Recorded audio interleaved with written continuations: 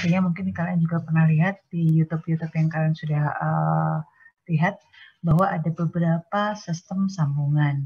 Ada yang dikatakan sistem sambungan kering, ada yang dikatakan sistem sambungan basah. Nah, lalu setiap produsen ya daripada produsen pracetak itu dia punya aturan main sendiri. Biasanya kalau mereka terutama kalau di luar negeri ya, di luar negeri negara-negara maju, dia seakan-akan seperti gengsi gitu loh, niru-niru produk yang lain. Jadi mereka biasanya mainkannya adalah di sambungan jenis-jenisnya. Oke. Namun di Indonesia yang saya tahu dia pada umumnya hampir sama gitu-gitu aja gitu loh ya. Jadi dia bikin elemen strukturnya masing-masing, itu pas sambungan dia pakai angkur, itu di clothing. Kebanyakan seperti itu. Oke. Nah, tapi kita lihat ini dia ambil dari Eropa kalau nggak salah ya. Yang dia pakai ini, di mana sistem sambungannya tetap untuk menghitung dan mendesainnya dia merujuk ke ACI, American Concrete Institution. Artinya dia tetap walaupun dia Eropa, dia mengacu ke internasional yang sama sebetulnya kita juga SNI kita sekarang juga istilahnya kita ngadep juga lebih banyak ke ACI. Oke. Nah, ini kita mulai dengan sambungan kolom pada pondasi. Kalian bisa lihat share screen saya? Bisa, Bu. Bisa, Bu. Bisa, Bu. Kekecilan enggak? Kekecilan apa saya perbesar? Ntar saya besarin sebentar ya, dibesarkan view. Gimana nih? Ini kali ya.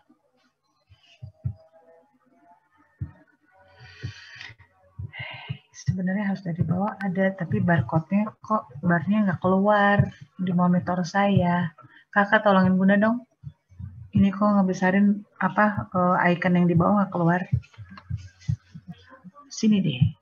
Sebentar ya. Soalnya kalau lewat ini nggak enak.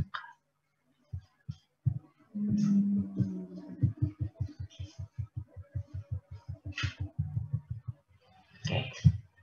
Ini cukup membantu segini? Kelihatan nggak? Enggak, ini kan Lihat, Bu. Kalau di bawah boleh tidak ada. Yang biasanya garis tinggal gunakan drag aja, nggak kelihatan. Terus saya coba gedein aja sedikit lagi. Bismillah, balik ke situ. Satu, tiga. Oke, dah lah ya, segini kali ya. Oke, yuk. Jadi di sini kita sekarang akan mencoba baru membicarakan mengenai sambungan kolom pada pondasi. Jadi kita mulai dari bawah ya. Nah, jadi kita bayangkan ya pertama kali adalah kita siapkan si pile cap-nya dulu, si pondasinya dulu. Oke. Nah, di sini dia intinya ada pile cap, lalu nanti kita sambungkan si kolomnya ya. Nah, di pile cap-nya sendiri kita akan menanam bolt-nya. Angkur-angkurnya, yaitu yang ini nih, yang lebih ini ya. Ini kursor saya kelihatan nggak kalau saya goyang-goyang? Kelihatan, Bu. Kelihatan, Bu. Kelihatan, Bu. Sedangkan di kolomnya, yang kolomnya akan dipasang, sebetulnya saat kita mencor si pracetak itu membuat elemen struktur kolom, dia sudah mencor sekalian ini namanya anchorage couples ya. Dia udah kenapa dibilangin couples ya, pasangan, karena dia di sini ada lubang yang sehingga nanti ini jangkar-jangkar ini akan masuk ke angkur yang di atasnya. Angkul couple sendiri, sedangkan angkul couple sendiri ini yang lapisan tipis di bawah ini adalah kaki kolom. Oke, seperti itu. Jadi intinya seperti itu. Jadi intinya seperti ini nih. Jadi nanti kalau misalnya ini ya beton yang nggak ada lah ya istilahnya, ini ada angkul bolt yang kita tanam saat kita menyiapkan pile cap. Lalu yang ini semua yaitu ini tulangan, lalu di sini angkor couple, yang ini angkor couple, dan di sini sebetulnya ada di sini tuh, nah sekitar sini dia ada sepatu kulung ya. Jadi ini seperti itu. Nah, kita lihat ya.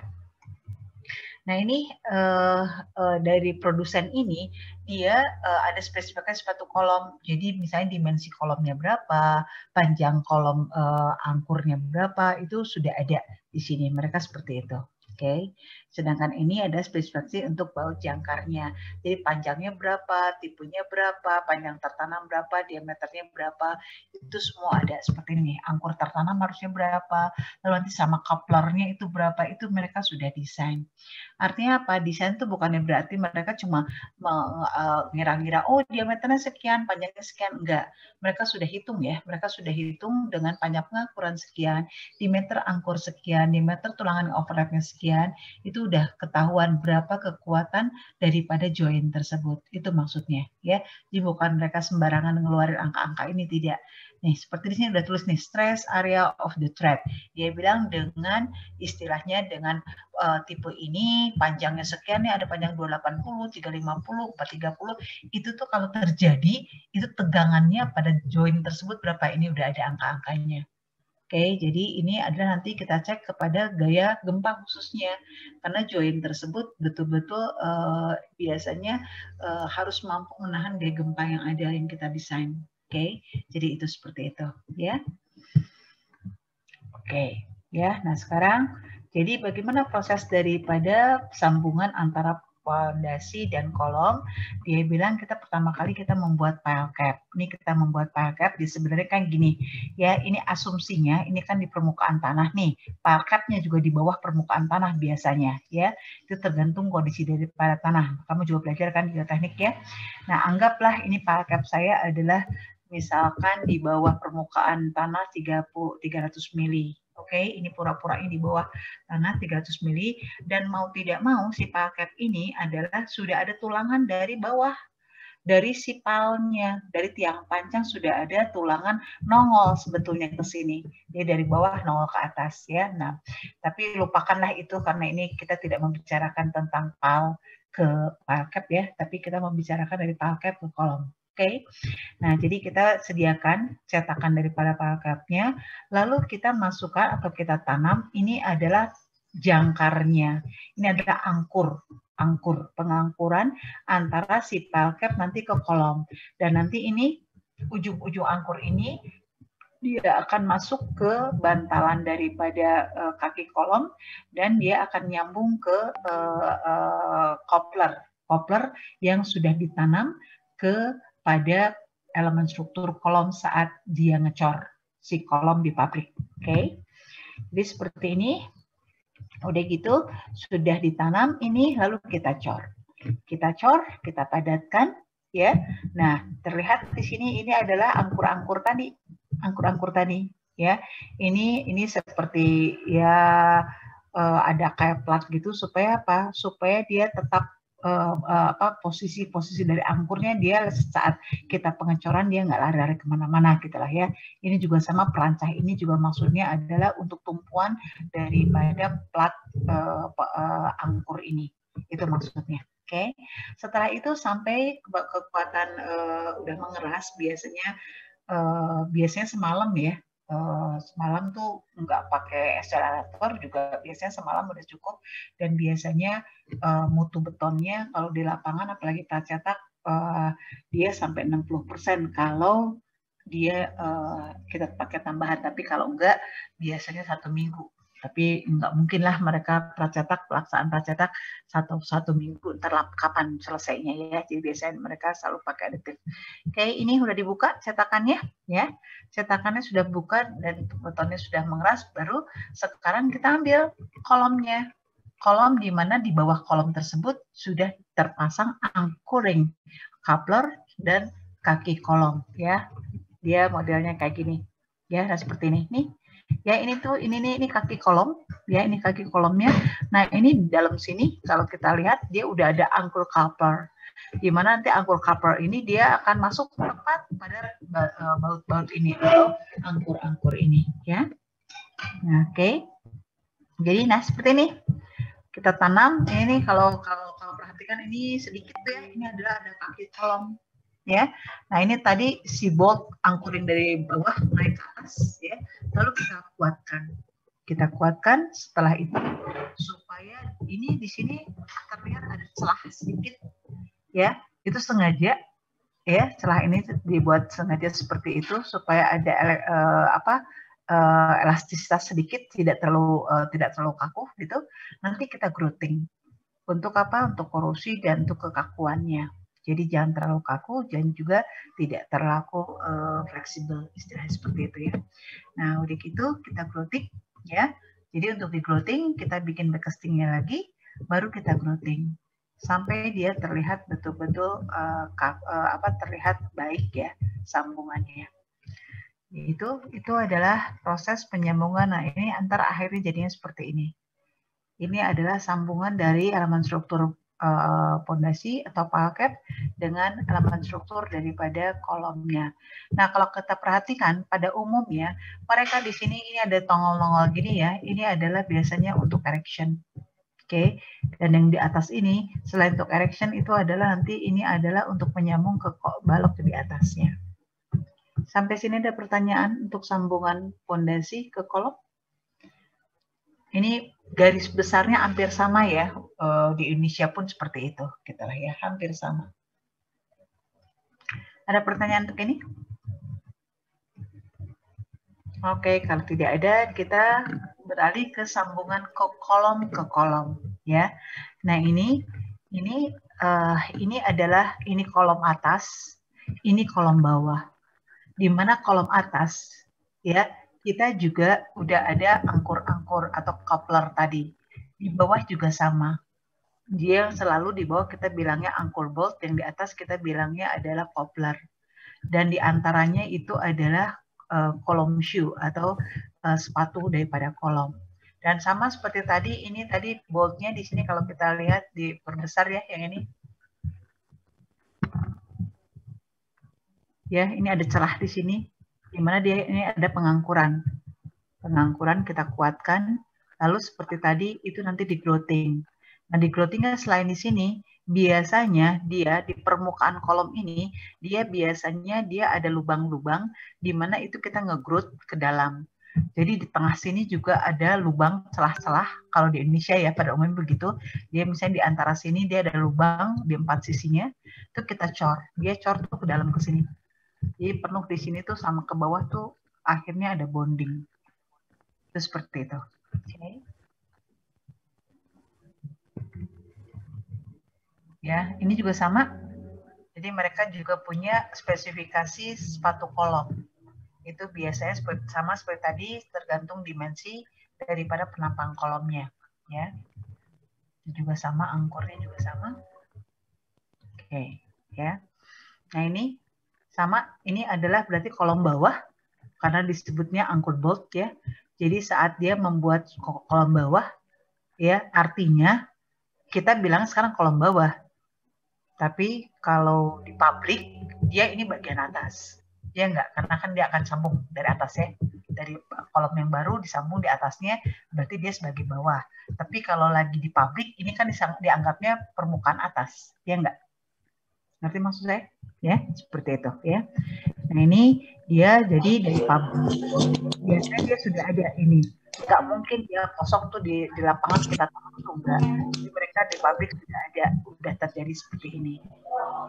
Istilahnya di lapangan itu kita tinggal masukkan aja. Nah ini bagian atas ini, bagian atas tuh kan dia udah ada kepala kolom. Itu dari atas juga ada coupler tadi. Di mana coupler itu tadi akan menyambung sama angkor bolt. Oke. Jadi seperti ini. Nah ini seperti ini. Ya, sama seperti tadi. Sama seperti tadi. Ibu. Ya, sama seperti tadi ya. Jadi yang angkor bolt tadi dimasukkan ke kaki kolom, lalu dibuat seperti ini. Oke. Nah, jadi seperti ini. Oke. Lalu diincor. Itu adalah sambungan kolom ke kolom. Ada pertanyaan sampai sini? Oke.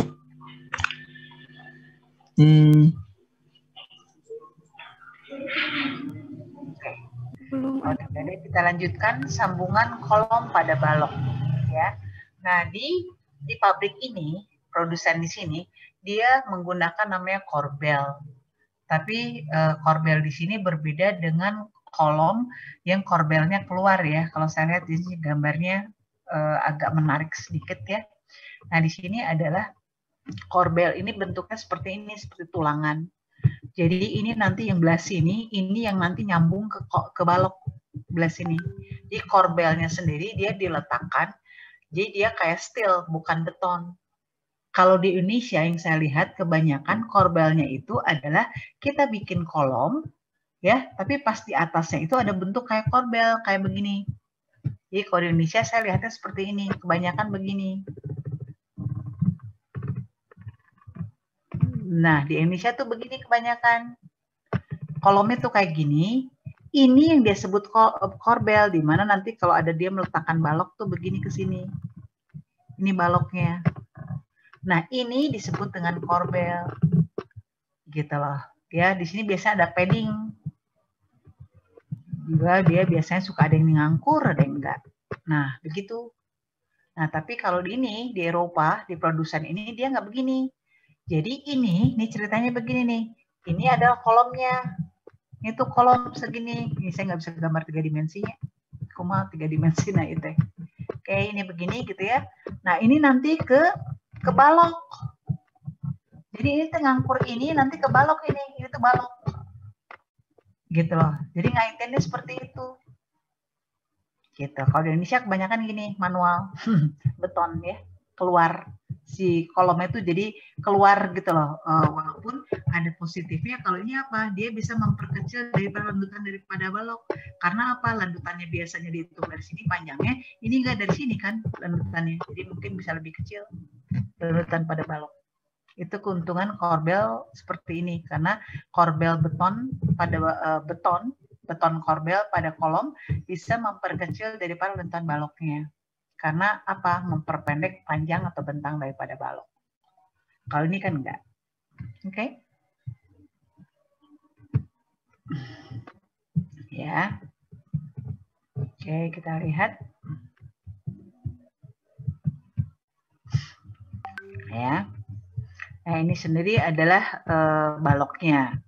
Nah, di sini dia kebetulan menggunakan composite beam. Ya. Nah, ini korbel-korbel tadi. Ini korbel-korbel pada kolom. Ya, nah ini dipasangnya seperti ini, terlihatnya seperti ini. Ini sebenarnya ini nih, ini nanti yang hubungannya ke balok. Oke, nih kayak begini. Ya.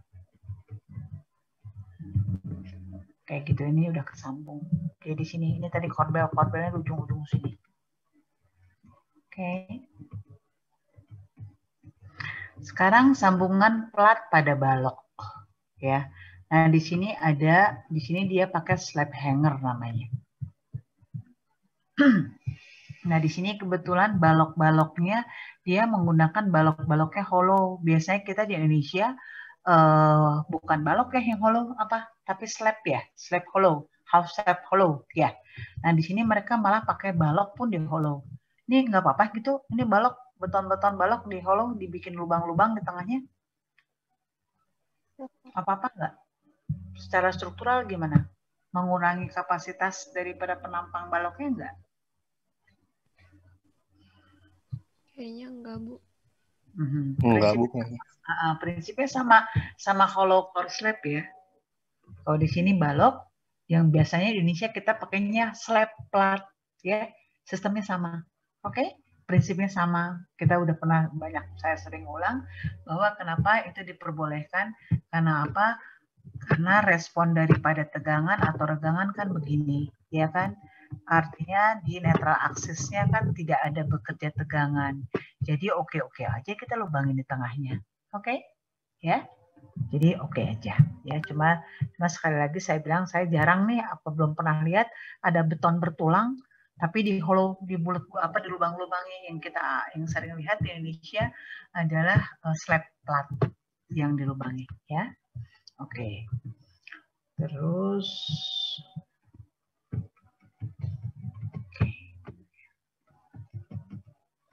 nah, ini kalau ini slab, hollow slab, kita udah tahu hollow slab ya.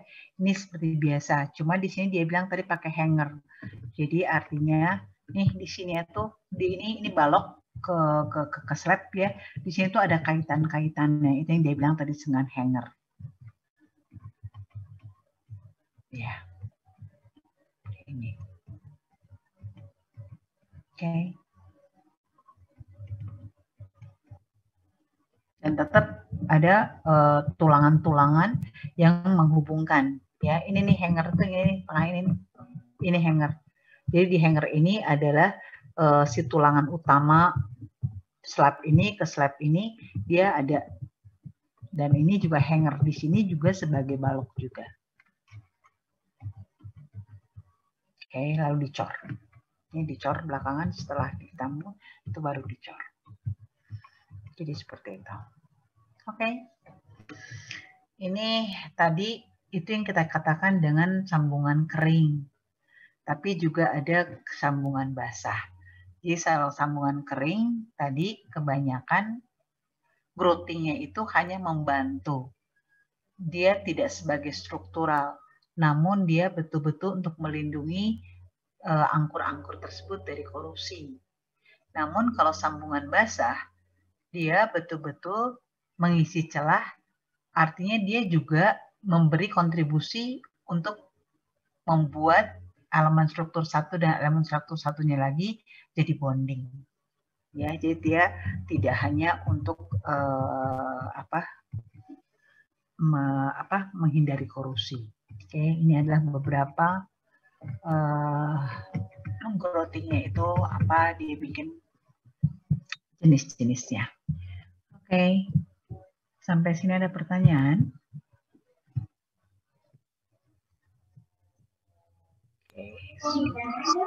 Ibu izin bertanya.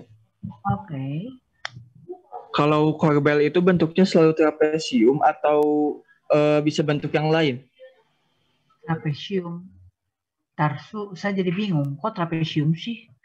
Trapesium itu bentuknya kan kayak apa sih namanya? Miring gitu ya, jajaran genjang ya? Kok saya jadi bingung. Trapesium. Jadi enggak trapesium. Jadi pada umumnya bentuknya itu kayak tadi itu. Mana tuh share screen ya supaya saya bisa gambar. Ya, somewhere lah ya. Taruh aja misalnya. Ya, jadi gambarnya itu kan korbel itu rata-rata begini.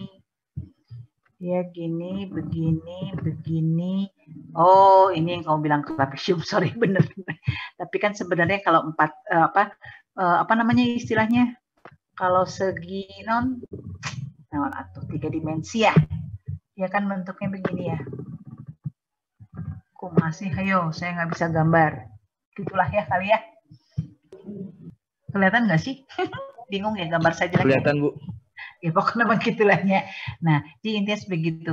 Ini sebenarnya adalah ini kalau kamu ngitungin momen inersianya, kekakuannya, kekuatannya, ini akan jauh lebih baik kan daripada begini. Ngerti? Kan ini kan ya, segitiga di sini kan membuat kekuatan sama seperti kalau aerodinamisme lamun mobil balapnya. Ya enggak, dari depan ke belakang itu kan miring ya, supaya angin apa katanya, kumasi fisikana, nah kayak gitulah ya. Nah kalau di sini enggak, di sini kan betul-betul ini tuh berperilaku bagus sekali, karena kalau kamu kotak begini doang, ini kan jadinya momen, ya enggak, ini kan artinya cantilever, ya kan, nggak bagus kan, cantilever kan lebih riskan ya, daripada kalau kamu terusin ke sini, ya kan? Ya, iya, kalau ini kan kesannya seperti pasak ya. Oke, kejawab Rizky? Iya, Bu. Ya, intinya itulah ya. Jadi kalau pertanyaan kamu selalu ya berpikirnya kayak gitu, karena ya lebih menguntungkan. Dimensi volume betonnya gak sedikit kok nambahnya, tapi kekuatannya, kekakuannya jauh lebih tinggi. Ya, oke. Ada lagi? Bu, izin bertanya, ya? Bu. Kalau balok yang hollow tadi, tulangannya gimana, Bu? Tulangan utama sama tulangan sangkalnya? Iya kan? Kan dia begini, kalau misalnya si hollow kan gini. Karena ini balok nih. Nah, dia kan balok begini, ya kan? Tadi dia lubangnya di sini. Nah, ini lubang. Kan tulangan tarik kamu di bawah. Tulangan tekan kamu di atas. Sangkang di mana? Ya sangkang di sini. Ada hubungannya nggak sama si bolong? Tuh ayah. Baik-baik aja kan? Ya, yang lubang kan cuma ini doang. Segini. Oke? Baik, Bu. Ya artinya kalau kamu mikirin produksinya itu kan